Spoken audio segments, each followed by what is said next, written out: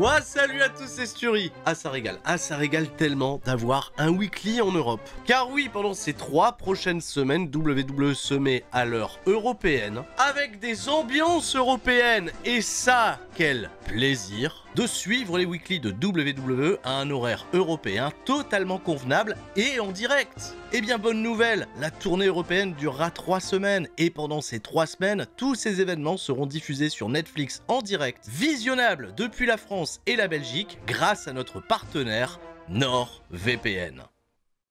NordVPN. NordVPN, c'est à vous là.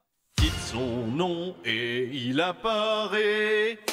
Je crois en NordVPN. Je crois en NordVPN. Voilà, c'est définitivement mieux que l'original. NordVPN, le VPN le plus rapide de la planète, est définitivement l'outil le plus indispensable pour les fans de catch dans cette route de WrestleMania. En se connectant au Canada ou au Royaume-Uni, fini la géorestriction. Et c'est tous les événements de WWE qui deviennent accessibles en live, de Raw à SmackDown en passant par NXT et les Premium Live Events en direct, incluant en avril les 2 nuits de WrestleMania. Et si vous ne voulez pas manquer l'incroyable Monday Night Raw de ce lundi 17 mars à 20h et vivre le retour de John Cena, le traître vendu à la solde du Final Boss, alors n'attendez plus et profitez de NordVPN pour moins de 3 € par mois pour un abonnement de 2 ans avec ses 4 mois offerts à retrouver dans mon offre en description nordvpn.com/Sturi. Surfez en toute tranquillité grâce à NordVPN. Protégez votre connexion des intrus et des menaces, comme celle de vous faire attaquer en plein match par un luchador masqué qui n'est pas Chad Gable. NordVPN.com/Sturi. Offre garantie satisfaite ou remboursée sous moins de 30 jours. On est parti pour la review de cet épisode de SmackDown qui s'est tenu dans la nuit. Non, bah non, il s'est tenu dans la soirée du vendredi 14 mars au Pavellio Olympique des Badalona. Badalona, c'est en province de Barcelone. Bon, ils ont dit Barcelone, c'est plus simple, c'est comme pour Lyon et Dessines. C'était pas totalement sold out, mais oui, ça a donné beaucoup de voix, une très grosse énergie, qui s'est d'ailleurs ressentie dans les premières secondes de diffusion du show avec les arrivées à l'arène de Cody Rhodes, du ring général Gunther, mais qu'est-ce qu'il vient foutre à SmackDown celui-ci, de Carmelo Hayes, qui a le défi le plus important de sa carrière, puisqu'il va affronter Randy Orton, qui est venu avec madame. Et le pari peut-être un peu osé de mettre ce soir dans le Main Event, le match pour les championnats par équipe qui allait opposer DIY qui défendent contre les Street Profits. Mais aussi, il y a Paul Heyman, il est là, il se balade. Il va peut-être nous parler, il s'est passé quand même des choses lundi dernier à Monday Night Raw. Roman Reigns, le gros chien, tout ça, qui attaque CM Punk, qui attaque Seth Rollins.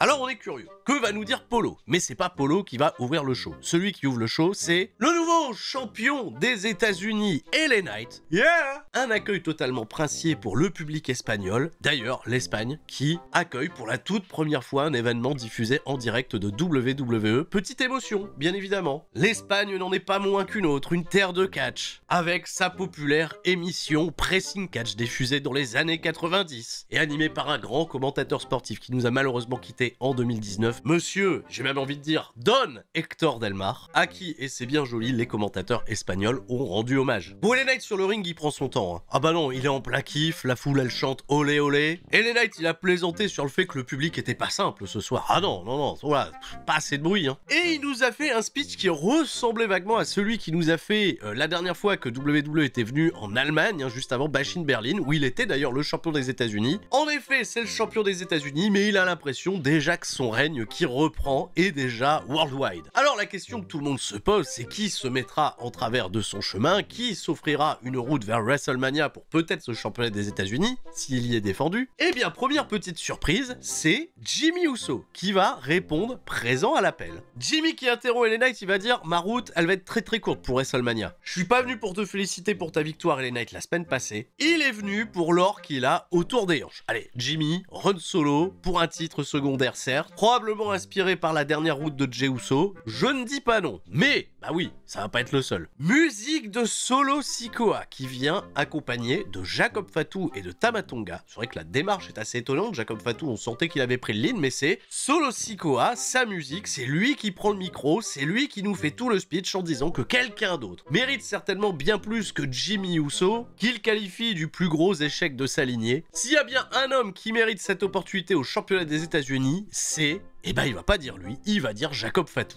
Il y a eu ce petit jeu de regard un peu amusant entre Solo Sikoa et Jimmy Uso. Solo Sikoa, il a failli lâcher une F-bombe, il s'est repris, ça a un peu amusé Jimmy. Et Jimmy, bien évidemment, il va rétorquer à Solo Sikoa que s'il fallait parler des échecs de la Bloodline, t'as quand même perdu le Hula Fala, et peut-être le plus gros échec de ma vie, ça a été de te faire confiance un jour, petit frère. Donc Jacob Fatu, vous l'aurez compris, il se positionne avec ce move, mais en plus de ça, on a une situation de 3v2. Jimmy Uso et les Knights qui s'étaient défiés, ils doivent se retrouver alliés, ils succombent face à l'assaut de la nouvelle Bloodline, et ils reçoivent l'aide d'un allié de circonstance qui lui a absolument pas indiqué qu'il était intéressé par le championnat des États-Unis, c'est Braun Strowman. Ok, on a 3 catcheurs d'un côté, 3 catcheurs de l'autre, et bonne nouvelle Barcelone, Teddy Long, Nick Aldis est là pour organiser un combat six-man qui va commencer après la pub. Nick Aldis, en plus de ça, il a parlé espagnol, le fanservice, six-man tag team match, 10 minutes, un format assez classique. Jimmy Uso, il s'est un peu illustré au début, et les Knights va être celui qui va prendre la hit, tout va être construit pour amener au gros attack de Braun Strowman qui va dérouler tous ses trademarks, le train autour du ring, tout le monde a été bousculé, et c'est quasiment le parcours sans faute pour Braun Strowman qui va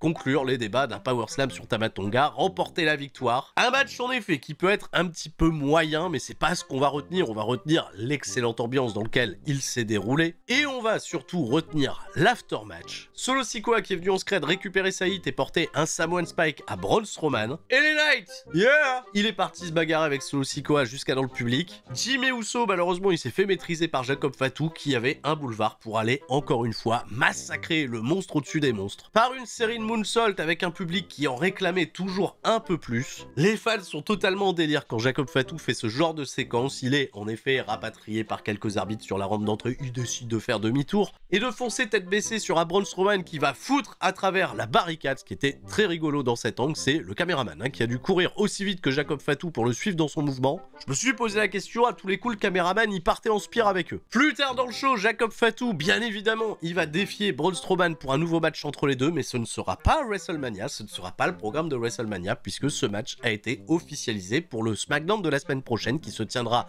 à Bologne, en Italie. Les pistes autour de cette mid-card de SmackDown restent encore assez floues. Le championnat des États-Unis est-il peut-être le trophée à aller chercher? Réponse bien évidemment dans les semaines à venir. Bien évidemment, on va pas couper avec la tradition, on nous remontre une vidéo résumant toute la saga entre Bianca Belair, Naomi, Jade Cargill. Naomi qui s'est confessée la semaine dernière, c'est bien elle qui a attaqué Jade Cargill et elle avait le regret de pas la pousser assez fort. Bianca Belair était totalement désemparée, Jade Cargill est arrivée pour casser la gueule de Naomi, et figurez-vous que Naomi est pas là cette semaine. Et oui, il y aura pas de Feel the Glow, ou plutôt devrais-je dire Feel the Glow Up, parce que Naomi devrait évidemment faire évoluer son personnage. On a retrouvé une interview qui s'est tenue un peu plus tôt quand la salle était encore vide de Katie Kelly aux côtés de Jade Cargill. Katie Kelly, la bienveillante, elle va demander déjà à Jade Cargill comment tu te sens. Et Jade Cargill, elle a fait « Je vais bien, je vais mieux en tout cas, je suis prête à y aller ». Katie Kelly, elle va cependant reprendre un petit peu la casquette de l'investigatrice. Est-ce que tu savais que c'était Naomi qui t'avait attaqué? Pourquoi t'avais rien dit jusque-là? Alors Jade Cargill, elle se souvient juste avoir été attaquée dans le dos et être poussée sur la bagnole. Après, c'était le blackout. Elle s'est juste rappelée d'avoir vu Naomi s'enfuir. Bon, alors c'était pas tant un blackout que ça. Elle a été dévastée de voir que Bianca Belair faisait équipe avec Naomi, ça veut dire peut-être qu'elle a aussi une dent envers Bianca Belair. Ah oui, mais parlez-vous aussi. Elles se sont jamais parlé. Pourquoi vous parlez pas? Communiquez. De ce fait, elle s'est sentie attaquée sur sa loyauté, trahie par sa meilleure amie. Pourquoi je referais confiance aux êtres humains? Qu'est-ce qui se passe? Et on sentait que l'émotion était palpable, mais elle a été interrompue par Liv Morgan et Raquel Rodriguez qui passaient au loin. Grosse provocation de part et d'autre, et la décision a été prise la semaine prochaine, encore une fois en Italie, à Bologne. Jade Cargill fait son retour avec un combat en 1 contre 1 contre Liv Morgan. Attention, c'est une Liv Morgan qui a, du gros momentum derrière elle. Une Jade Cargill surpuissante, mais peut-être encore un peu faible mentalement. Ça sent cependant le non-contest avec une potentielle implication de Naomi pour construire la route vers WrestleMania. Il y a une autre catcheuse qui s'apprête à avoir peut-être le match le plus important de sa carrière. C'est Bifab, qui a eu le droit à sa petite pro backstage en remontant le couloir pour aller faire face à Charlotte Flair. Elle était là pour nous dire qu'elle est prête à construire sa propre histoire. C'est comme ça que ça se passe, mais pas chez McDonald's. Bifab est désormais Bifabulous, F-A-B-U-L-O-U-S. Et merde, aïe aïe aïe, ça reprend la catchphrase Fabulous. Et on a des nouvelles de Carmella d'ailleurs. Oui, j'avais promis que j'allais en parler. Carmella, son contrat a pris fin à la WWE et dans une interview, elle a révélé s'être totalement fait ghoster par la WWE. Et apparemment, c'est finito pipo. Ça a pas tenu compte du congé maternité, des complications derrière. Elle a appris un peu bêtement que son contrat arrivait à expiration. Et c'est quand même déjà assez fou de voir que le mot qui la définissait a été transposé à une autre catcheuse. Maintenant, au moins on sait, hein, Bifab, le Fab c'est pour Fabulous et c'est pas du tout pour Fabienne. Bah on continuera un peu de l'appeler Fabienne, parce que Fabienne elle va faire quand même une bonne prestation face à une Charlotte Flair. Et là c'est indéniable, Charlotte Flair elle épouse totalement son rôle de heel. Le public a chanté des Tiffy Time pour essayer de la déstabiliser. Charlotte Flair, grosse arrogance. Une Bifab qui a essayé de montrer quelques petits trucs, mais c'est resté quand même assez léger dans le contenu. Ça va durer 8 minutes 20, je m'attendais à une victoire peut-être un peu plus expéditive pour Charlotte Flair, qui est un peu à l'image de son retour il y a 2 ans, elle est un peu avec le frein à main en weekly. Je me souviens que sa préparation des matchs télévisés avant WrestleMania, quand elle avait fait face à Rhea Ripley, c'était pas hyper engageant. Bon, en espérant qu'elle nous sortira le grand jeu pour WrestleMania, d'ailleurs donc elle remporte le match bien évidemment, la figure 8 est appliquée, Bifam n'a pas d'autre choix que d'abandonner, elle va maintenir la prise, les arbitres essayent de la séparer, Tiffany Stratton fait son arrivée pour une très bonne réaction de la part du public, et là, ça y est, c'est le festival, toute la sécurité débarque, une sécurité pour le coup bien européenne. On a retrouvé pas mal de talents du circuit espagnol, des Zozaya, que j'adore Zozaya, incroyable catcheur, des Carlos Romo, des Golden Boy Santos qui lui est portugais, et aussi 2 catcheurs anglais un peu pépites, j'en parle assez souvent sur Twitch, Luke Jacobs et Ethan Allen. Voyant Luke Jacobs dans la sécurité, je me suis dit ça sera des bonnes images à ressortir dans 10 ans quand peut-être le mec sera une immense star à la WWE. Et ça galère pour séparer les gens parce que c'est toujours la même chose dans les bagarres, la sécurité une fois qu'elle est dans le ring. S'il y a une catcheuse qui passe sous les cordes, ils sont perdus, ils savent pas les suivre, donc elle continue de se bagarrer. La bagarre elle est un peu longue et ça va se conclure sur un spot qui était un peu joli ma foi. C'est Tiffany Stratton qui monte sur la 3e corde, qui fait une grosse senton bomb sur tout le monde et qui touche absolument pas Charlotte là, qui s'est juste envolée avec le vent. Qu'est-ce qui se passe? Non, elle a préféré sauter sur Luke Jacobs, elle veut peut-être une opportunité à son championnat Progress Wrestling. Est-ce que c'est suffisant pour investir le public un peu plus dans le programme? Je pense qu'on a besoin d'un peu plus d'échanges au micro. On est parti en coupure avec après ça un pro package, rien à voir, c'est Drew McIntyre qui nous parle de toute la haine qu'il a pour un homme depuis plus d'une année. Et cet homme, bah oui, sans surprise, c'est Damien Priest. Damien Priest, il lui a pris son moment à WrestleMania l'année dernière, il l'a éliminé du Rumble, il l'a battu à Elimination Chamber pour l'éliminer là aussi. En fait, la raison pour laquelle Drew McIntyre n'est pas dans un combat de championnat à WrestleMania cette année, c'est, bah oui, pas de sa faute, évidemment, aucune remise en question, c'est de la faute de Damien Priest. Alors voilà, clac, on a posé les bases, maintenant, c'est le Miz qui fait son entrée, bah le Miz, il doit présenter Miss TV. Son invité du soir, vous le savez, c'est Cody Rhodes, et le Miz, bah il nous parle en espagnol, et là, oh, le plan de caméra qui change, Charlotte Flair et Tiffany Stratton, elles continuent de se battre, vite, la sécurité, les talents européens, venez séparer tout le monde. À un moment, on sait plus, on est perdu, on sait pas s'ils se séparent eux-mêmes ou comment ça fonctionne, parce que Tiffany Stratton, elle a eu le temps de monter sur l'écran géant, donc il est un peu moins géant que les années précédentes, et là encore, elle va nous gratifier d'un magnifique senton bomb sur toute l'assemblée, sauf Charlotte Flair, encore une fois, bah oui, elle en veut à Luke Jacobs, décidément. C'était un peu le oh my god moment de cet épisode. Tiffany Stratton, full babyface, vous l'aurez compris, mais cependant, vise un peu mieux. Bah oui. Ça y est, le Miz, il peut enfin commencer son petit Miss TV, voilà, avec Cody Rhodes comme invité. On va pas introduire Cody Rhodes tout de suite parce que le Miz va se charger de sa présentation et va le présenter comme l'homme qui a refusé l'offre très alléchante de The Rock, qui a vu quelqu'un d'autre prendre sa place et qui finalement, à Elimination Chamber, s'est fait terrasser par une méga star et 2 rappeurs. Travis Scott et John Cena. The Rock, il a fait un peu de rap, viteuf. Cody Rhodes, il va donc affronter à WrestleMania John Cena. Et le Miz, bah il sait très bien qu'est-ce que ça fait d'affronter John Cena à WrestleMania dans le main event, parce que au 27, bah il l'a déjà battu. Mais à la différence du Miz, Cody Rhodes, il estime qu'il n'aura aucune chance. Alors vu qu'il est pas bien sympa ce Miz, il accueille celui qu'il a surnommé le QB1 de la WWE, le quarterback numéro 1. Cody Rhodes fait son entrée, l'entrée est magistrale, le public chante son thème à tue-tête. Léo ont probablement fait péter des records de décibels, c'était magnifique, les gens étaient investis. Et lorsque Cody Rhodes il était prêt à faire le deuxième wow sur le turnbuckle, le Miz il a dit coupez la musique, c'est bon, on connaît, wow, tout ça. Bah Cody Rhodes il était pas content, il a cassé la gueule au Miz, bah qui méritait quelque part, voilà. Pour une fois que le Miz mérite, bah il mérite de se prendre une branlée. Il a enlevé sa veste, il avait un beau t-shirt à l'effigie de Barcelone, le Barcelona Nightmare, c'était magnifique. Cody il a dit en fait qu'il veut pas parler au Miz, la seule personne à qui il veut parler c'est John Cena, et bah ça tombe bien parce que lui et John Cena seront sous le même toit, un toit qui n'est pas si loin de chez nous, un toit qui est à Bruxelles, un toit où nous allons ressentir l'énergie, l'électricité de voir cette confrontation entre Cody Rhodes et John Cena. Là saucisse, la saucisse. John Cena, la saucisse. Ça met fin au segment. Plus tard, il y aura un clip justement promotionnel pour hyper cet épisode de Monday Night Raw à Bruxelles. Merci à notre partenaire NordVPN. Vous pouvez suivre ça sur Netflix en direct lundi à 20h. On sera aussi bien évidemment en live react. On a très hâte. L'ambiance va être exceptionnelle. Je serai moi-même présent sur place à Bruxelles. Dimanche 16 mars pour le show Bangers on Wrestling, War at the Capitol. Je vous l'avais déjà dit. Je l'avais dit que j'étais au show à Bruxelles. Je suis au show à Bruxelles. Non, promo package exceptionnel avec les mots de Triple H qui ont été repris de la fameuse conférence de presse où il a dit je ne sais pas à quoi m'attendre avec John Cena en heel. Ah ouais, ils ont utilisé le terme pour le promo package. Je ne sais pas à quoi m'attendre avec John Cena en heel. Ça fera débat, voilà, ça fera débat. Probablement que les old-timers sont tous décédés à cet instant. Je ne sais pas quoi en penser.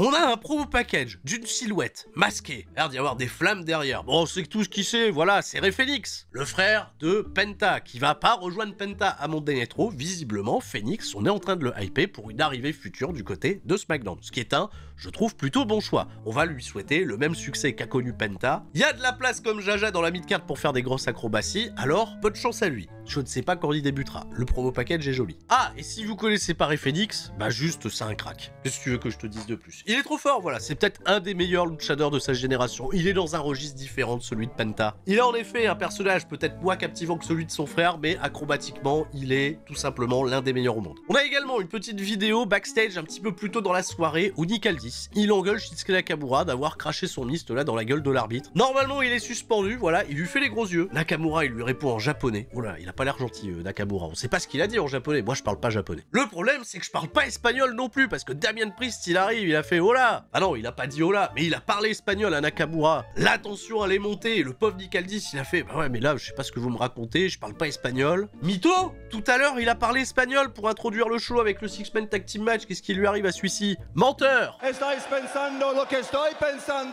Il fait semblant, c'est un acteur. Jamais faire confiance au catcheur, je vous l'ai déjà dit. Bon, la décision, elle est prise. Damien Priest, Nakamura, il y a de la tension. Bah, allez-y, faites un match tout à l'heure. Je suis assez content de voir un match, là, tout de suite, entre Shinsuke Nakamura, qui a quand même un peu, tu vois, le momentum du championnat des États-Unis derrière lui, un Damien Priest, bah oui, vous l'avez bien compris, quel projet, on a besoin de le construire pour ce programme avec Drew McIntyre. Gros accueil du public pour Shinsuke Nakamura. Ah ouais, désolé, hein, Damien Priest, hein, c'est toi qui es censé faire l'hispanique dans l'affaire, mais Nakamura, les gens chantaient son thème. Le public, après, il a installé une petite routine à 50-50. Le match était plutôt qualitatif, la chimie entre Nakamura et Damien Priest n'est pas mauvaise. Mais bien sûr, pour que tout le monde reste fort, intervention en fin de match de Drew McIntyre. Le plan de caméra qui a révélé la présence de Drew McIntyre posté là sur la table des commentateurs a créé une espèce de chouette euphorie de la part du public qui a commencé à chanter en faveur de Drew McIntyre. McIntyre, il est venu casser la gueule de Damien Priest, et même pas, ils ont déclaré officiellement une victoire de Damien Priest par disqualification. Le résultat officiel, c'est no contest. Bah voilà, bah c'est un no contest. Nakamura, il s'est un peu allié avec Drew McIntyre, il lui a mis le Kinshasa en scred. McIntyre était plutôt ravi, peut-être une alliance entre les deux hommes dans cette route vers WrestleMania, une route de WrestleMania qui va plus concerner McIntyre et Damien Priest. Nakamura, bah il fera le backup, hein, il fera le support, voilà, ça sera son rôle. Par contre, McIntyre, voilà, qui a été ovationné à son arrivée, il s'est fait traiter sa mère, hein, derrière. Oulala, il y a des insultes là en espagnol, oulala, il y a des gens qui chantent des insultes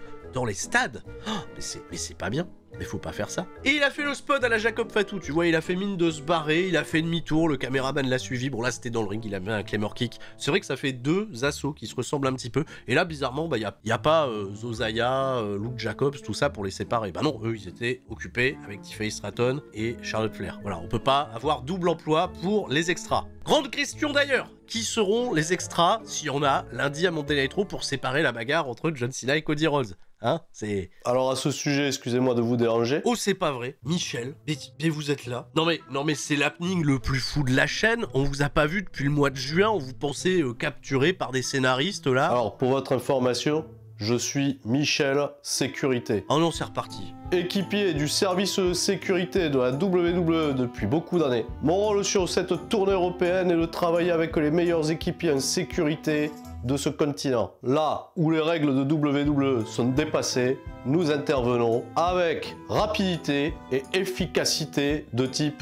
particulièrement efficace. Et je vous annonce que je serai présent à Bruxelles pour m'assurer qu'il n'y ait aucun débordement entre Cody Rhodes de type champion et John Cena de type pas recommandable. Ah bah en tout cas c'était une annonce qui annonce, hein, Michel. Et bah on a hâte de vous voir, hein, et vous trompez pas de date, hein. Allez-y le 17 mars à Bruxelles. Comptez sur moi, Michel, sécurité, équipier de sécurité à la WWE. Le spectacle est une chose, mais la sécurité avant tout. Ah ouais, on va vous regarder, on vous regarde. On attend que ça. Ah oui, là, tout le public va vous attendre. Eh ben il est de retour celui-ci, ok. Bon, il m'avait pas manqué. Enfin si, un petit peu quand même. Apparemment à vous, il vous avait manqué, je vois ça.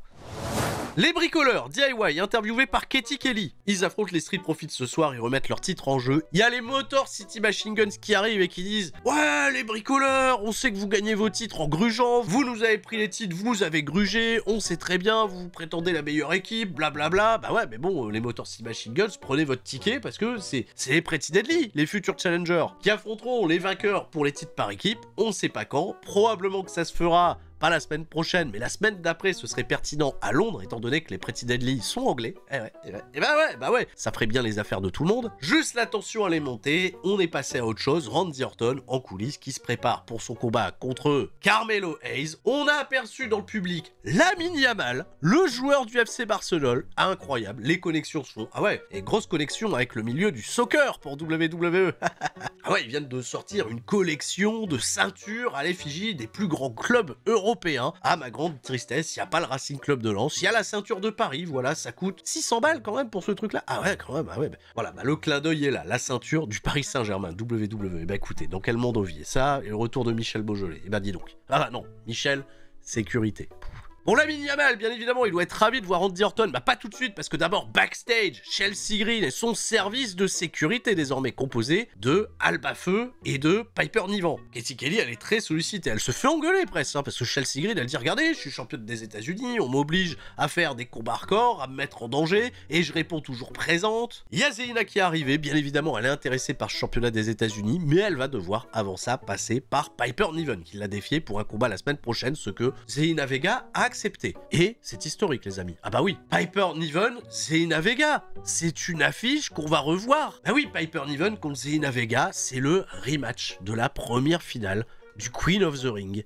Et oui, c'est peut-être la plus grosse affiche qu'on pouvait offrir à l'Italie. Ben je suis très ravi pour elle. Et je suis sûr qu'au plus profond de vous, tout le monde se fout de cette stat. Ah, tout ce que vous voulez, c'est Michel Sécurité, là. Ok. Randy Orton, bien évidemment, les gens, ils vont chanter Voices à tue-tête. Et ça rend le moment totalement incroyable. Bien évidemment, hein, toute la soirée sur les réseaux sociaux, ça a fait les gigas comparatifs entre les foules américaines et les foules européennes. Bon, je sais pas comment justifier ça. L'effet de fraîcheur, c'est trop compliqué à contextualiser. Si la WWE, elle s'installait définitivement en Europe, peut-être qu'on aurait baissé notre froc, on aurait pu une thune. On irait voir du catch WWE chaque semaine, certes, mais peut-être que ça sera plus fade. Bah ouais, le pauvre public américain, la terre de catch qui ont WWE juste pour eux. Puis allez, depuis Backlash à Lyon, ils font un effort, les Américains. Eux aussi, ils chantent Voices. Bon, un petit peu moins fort. On fait de sens ce que vous voulez. Carmelo Hayes, lui, il est pas là pour déconner. Il y a quand même la petite poignée de main qui est proposée avec Randy Orton. Peut-être qu'on s'arrange, peut-être qu'on va faire une partie d'Elden Ring ensemble, finalement. Carmelo Hayes, il refuse la poignée de main de Randy Orton. Il lui manque de respect. Randy Orton, il se marre. Évidemment, pendant tout le combat, les supporters espagnols, ils vont chanter Randy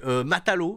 Matalo, ça veut dire quoi? Faut le tuer? Faut le tuer? Oui, il est violent le public espagnol. Ah ouais, non, mais ça va mal se passer pour Carmelo Hayes. Il va quand même avoir ses petits comebacks. Hein. Randy Orton, il s'est un petit peu donné pour lui, ça a bumpé, ça fait des superplexes. Il y a un magnifique power slam porté à la volée en réception springboard. On s'attendait peut-être à voir le RKO sur une réception springboard, troisième corde. Il y a un code breaker porté par Carmelo Hayes. Nos selles de Randy Orton, on va pas lui en tenir rigueur puisque derrière le RKO out of nowhere, 1, 2, 3, la victoire est remportée. Le match était très correct. 10 minutes, c'est plié. Randy Orton, il a quand même reproposé une poignée de main à Carmelo Hayes. Peut-être que Carmelo Hayes, qui l'a à nouveau refusé, bah il connaît la légende de l'histoire de il faut pas serrer la main de Randy Orton, bah il s'est repris à RKO. Quand tu connais la grande légende derrière tout ça, est-ce qu'il vaut pas mieux se prendre un RKO au final? Bravo Randy, qui était sur le point de punter Carmelo Hayes. Ah ouais, non, il était pas content, et c'est Kevin Owens qui est venu sauver Carmelo Hayes et qui s'est enfui. Et Randy Orton, il a couru après, et l'histoire n'est toujours pas terminée entre ces deux hommes.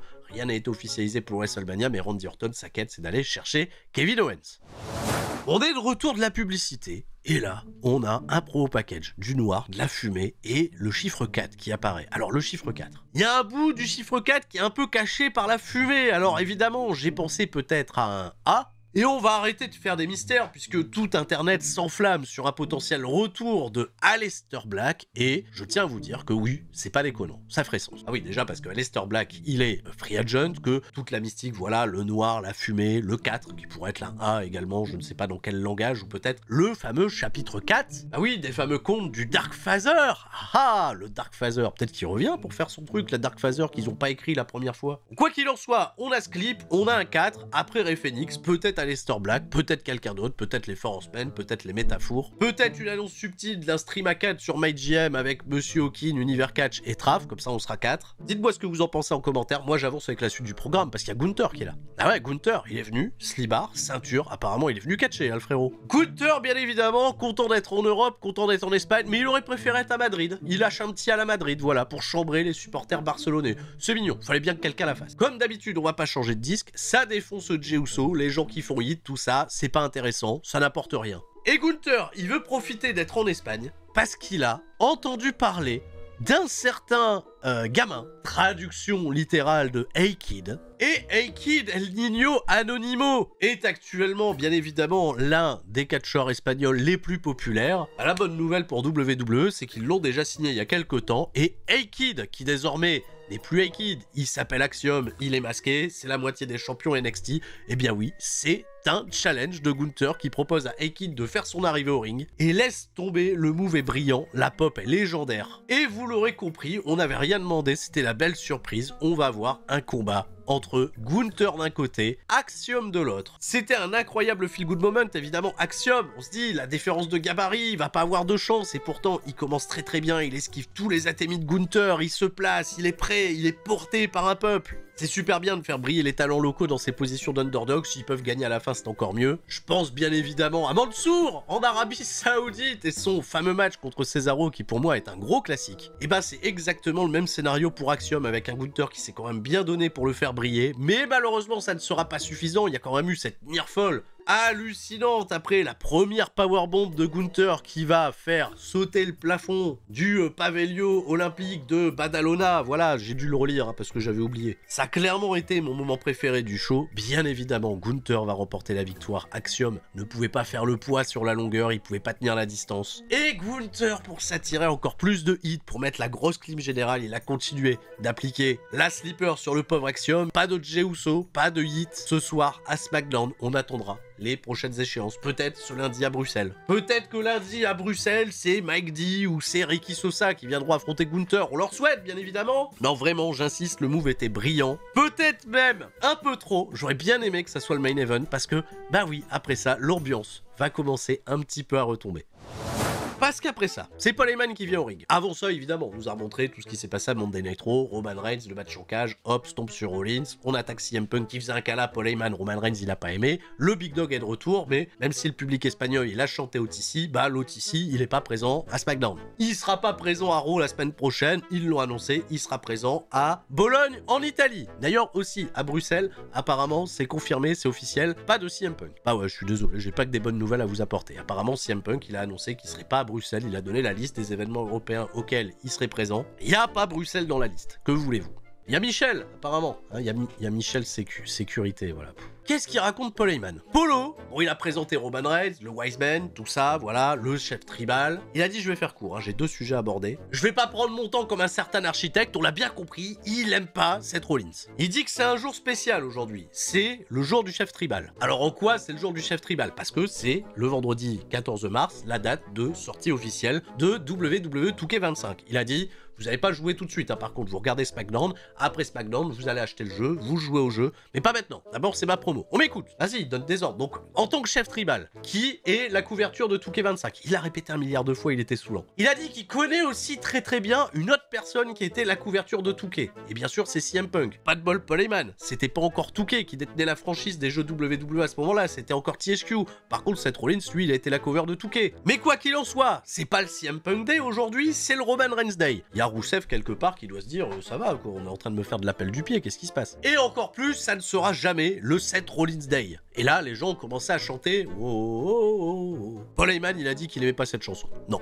il aime pas la chanson, et Roman Reigns non plus, il aime pas cette chanson. Alors la semaine prochaine, vous pourrez, si vous n'êtes pas d'accord avec lui, venir lui dire en face, parce qu'il sera présent en Italie, je l'avais dit tout à l'heure, il sera en Italie. Bien sûr, les gens, ils ont hué. Paul Heyman, il a réagi, il a dit « Oh, ça va, vous pouvez prendre un petit Ryanair, là, un petit low cost, hop, vous volez jusqu'à l'Italie, ça vous coûte pas cher, vous venez voir le chef tribal. » Et il a rajouté « L'Italie, c'est pas comme si il y avait Mussolini qui vous bloquait à la frontière. » Ah, oula, quoi? Ah, le truc, j'étais pas sûr de l'avoir bien compris la première fois en live react, je me suis dit, qu'est-ce que c'est que ces histoires de frontières? C'est bizarre, Paul Heyman. Bon, il a dit ça, bon bah vous en faites ce que vous voulez. Et la promo, elle s'est arrêtée là, c'était pas hyper intéressant, et vous l'aurez compris, le 14 mars, c'est désormais la journée officielle de Roman Reigns. C'est plus celle de Pi. Bah ouais, Pi, 3-14, Pi. Tu connais Pi, 3-14? Bien.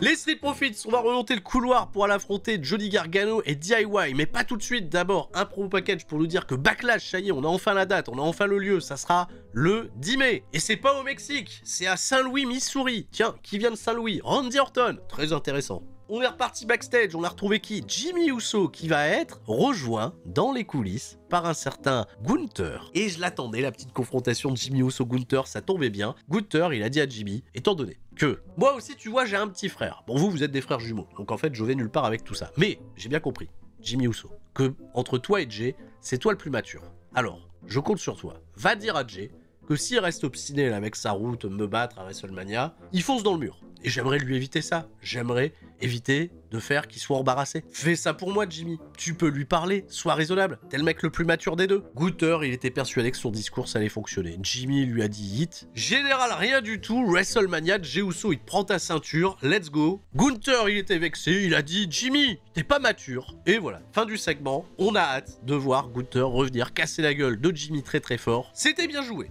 Et c'est le main event, le match pour les championnats par équipe. Les Street Profits contre DIY dans une ambiance qui est clairement retombée. Ah ouais.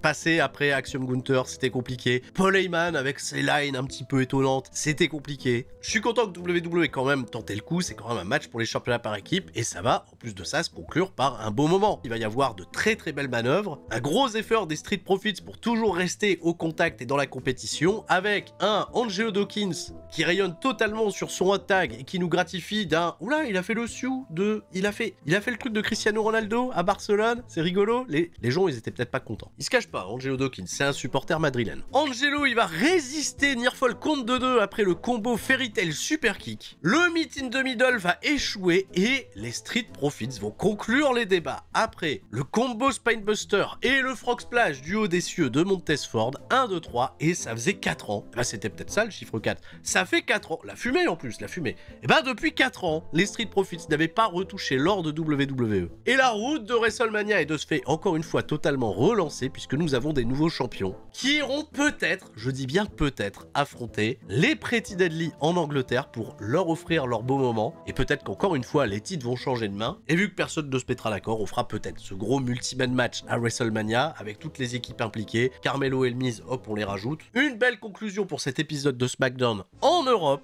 Et la tournée européenne se poursuit. On live react chacun de ces shows sur twitch.tv/Tuerie316. Comment les regarder? Netflix, NordVPN. Merci NordVPN encore une fois d'avoir sponsorisé cette vidéo. Quant à moi, je vous dis à demain à Bruxelles, le 16 mars. Tiens, le 16 mars, 316. C'est la journée d'Austin. Foutez des stunners. Et tout le monde reste fort. Surtout, on le sait déjà d'avance, l'ambiance de zinzin qu'il y aura à Bruxelles ce lundi soir. Ciao, bye bye.